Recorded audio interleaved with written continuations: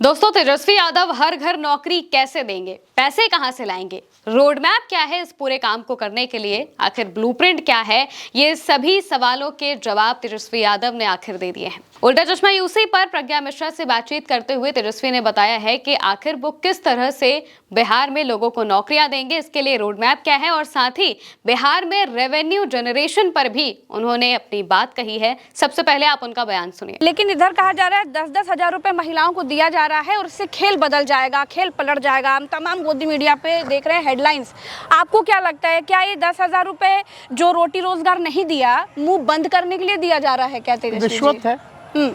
और ये माई बहन मान योजना जो हम लोगों ने लाया, और आपका 32,000 रुपए जो आप दे रहे हैं जीविका दीदियों को, माई बहन मान योजना जो है उसके काट में ये जो है लाया गया। इस महंगाई के दौर में हम चाहते हैं कि कुछ सहयोग जो है आर्थिक रूप से वो महिलाओं को मिले। लेकिन भाजपा कई महिलाएं आप गांव देहात अगर आप जाती होंगी, कई महिलाएं बेचारी अपने मनपसंद के साड़ी नहीं खरीद सकती इस महंगाई के दौर में, खाना बाहर जाके नहीं खा सकती है, परिवार में कोई एक बीमार पड़ जाए तो घर का बजट बिगड़ जाता है। बस सही है तेजस्वी जी, लेकिन भाजपा पूछती है पैसा कहाँ पैसा है ना, पैसा इतना है कि आप 10 बिल्डिंग का रख रखाव में 800 करोड़ रुपया खर्च कर रहे हैं, कितना कमीशन खोरी हो रहा है।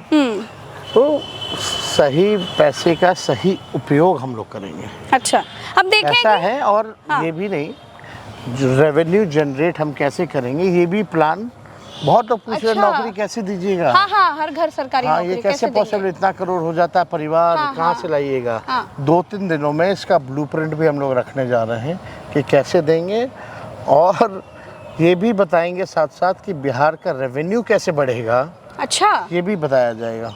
बहुत बढ़िया। तो दोस्तों, जब बिहार में 17 महीने की तेजस्वी यादव की सरकार थी, अगर वो सरकार में मुख्यमंत्री थे, उस वक्त जब वो उन्होंने वादा किया था कि वो 10 लाख लोगों को नौकरी देंगे, तो यहाँ तक कि नीतीश कुमार भी सवाल पूछने लगे थे कि भाई पैसे कहाँ से लाओगे, क्या अपने घर से लाकर नौकरी दोगे, आखिर कहाँ से नौकरी दोगे। अब जब हर घर नौकरी को लेकर जब तेजस्वी यादव ने बात कही है, अपने मैनिफेस्टो में उन्होंने इस बात को कहा है कि वो हर घर में नौकरियां देंगे, इस वजह से भी सवाल यही उठने लगा है कि इससे जो बिहार का सैलरी का जो रेवेन्यू है वो कैसे आएगा, वो पैसे कहां से आएंगे जहां से दिया जाएगा।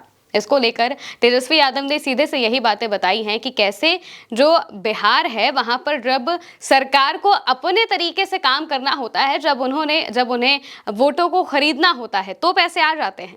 जैसे जब बिहार में लोग नौकरियां मांग रहे हैं, 20 साल से पिछले पलायन इतना ज़्यादा बढ़ता चला जा रहा है, कोई फैक्ट्री नहीं है, कोई काम करने के लिए जगह नहीं है, यहाँ तक कि जब सरकारी नौकरी मांगने के लिए छात्र जाते हैं, बीपीएससी के, चाहे वो छात्र हो चाहे वो संविदा कर्मी हो, जब वो जगह पर धरना प्रदर्शन करते हैं तो उन्हें लाठी और डंडे मिलते हैं, उन्हें मारा पीटा जाता है जब वो अपना हक मांगते हैं। तो वहीं दूसरी तरफ जब चुनाव आने वाला होता है तो महिलाओं के खाते में 10-10 हजार रुपए पहुंचा दिए जाते हैं। 1 करोड़ महिलाओं के खाते में 10,000 रुपए पहुंचाए गए हैं। आखिर ये पैसा कहां से आया, ये भी तो बड़ा सवाल है कि जब नौकरी देने के लिए पैसे नहीं आ पा रहे हैं तो महिलाओं को 10-10 हजार देने के लिए पैसे कहां से आ जा रहे हैं।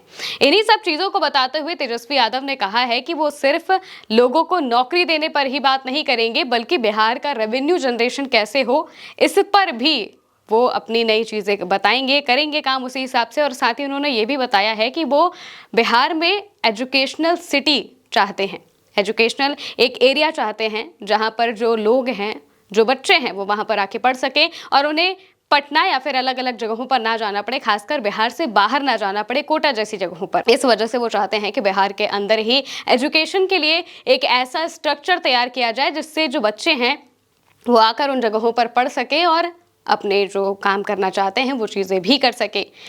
लेकिन बिहार में सबसे बड़ी मुश्किल नौकरियों की ही है। जो युवा हैं वो इसी वजह से सबसे ज़्यादा आक्रोशित भी हैं। जगह जगह पर जब एनडीए के प्रत्याशी जा रहे हैं तो उनसे सवाल भी यही पूछा जा रहा है कि ना आपने हमें नौकरी दी है, ना आपने हमें सड़क दी है, ना आपने हमारे लिए कोई काम किया है, तो हम आपको वोट क्यों दें। जो युवा है वो भी यही बातें कह रहे हैं कि भाई आप अगर हमें नौकरी नहीं देंगे तो हम आपको वोट क्यों दें। 10,000 रुपये आप महिलाओं के खातों में ज़रूर डाल रहे हैं, लेकिन उससे लोगों का क्या फ़ायदा होगा, उससे जो युवा हैं उनका क्या फ़ायदा होगा। वो तो एक बार के लिए डाल दिए गए हैं। चुनाव हो जाएगा अगर बदकिस्मती से नीतीश कुमार की सरकार वापस आ जाती है, बीजेपी की सरकार आ जाती है, तो ये भी बहुत मुश्किल है कि वापस से उन्हें पैसे मिले। और यही सारी चीजों को देखते हुए जो युवा हैं वो भी इस चीज को चाहते हैं कि तेजस्वी यादव ही सरकार में है, क्योंकि अलग अलग जो सर्वे सामने आ रहे हैं उनमें भी यही बातें कही जा रही है कि जो खासकर नई जनरेशन है, जो जेनजी है, वो चाहते हैं कि तेजस्वी यादव बिहार में सीएम बने, क्योंकि उनका कार्यकाल देखा गया है। जब 17 महीने वो उप मुख्यमंत्री रहे थे उस वक्त भी उन्होंने जितने बड़े पैमाने पर नौकरियां दी थी उसका वो डंका आज भी पीटते हैं। उस चीज को वो बड़े गर्व से कहते भी हैं कि हमारी जब सरकार थी तो हमने आपको नौकरी दी थी और अब की बार भी हम इसी तरीके से काम करेंगे जिससे कि लोगों को नौकरी मिल सके, जो छात्र हैं उन्हें बाहर ना जाना पड़ जाए और जो लोग हैं वो अपने परिवार में ही रहें, जिससे कि जो पलायन की स्थिति है वो भी थोड़ी कम हो जाए, बहुत कम लोग बाहर जाए और अलग अलग जगहों पर जो उनके साथ तिरस्कार उन्हें झेलना पड़ता है, जो उन्हें बदतमीजी झेलनी पड़ती है, ये भी कम हो, वो सम्मान से जी सके। यही सारी चीजों को लेते हुए तेजस्वी यादव अब 2 से 3 दिनों में इसको लेकर रोड मैप भी शेयर करेंगे। प्रेस कॉन्फ्रेंस भी होने वाली है जिसमें भी वो ये सारी बातें बता सकते हैं कि कैसे आखिर वो इसका पूरा रोड मैप तैयार कर रहे हैं, जिससे कि लोगों के मन में ये बातें क्लियर हो कि हाँ, उन्हें नौकरी जरूर मिलेगी। फिलहाल के मेरे साथ इस खबर में इतना ही।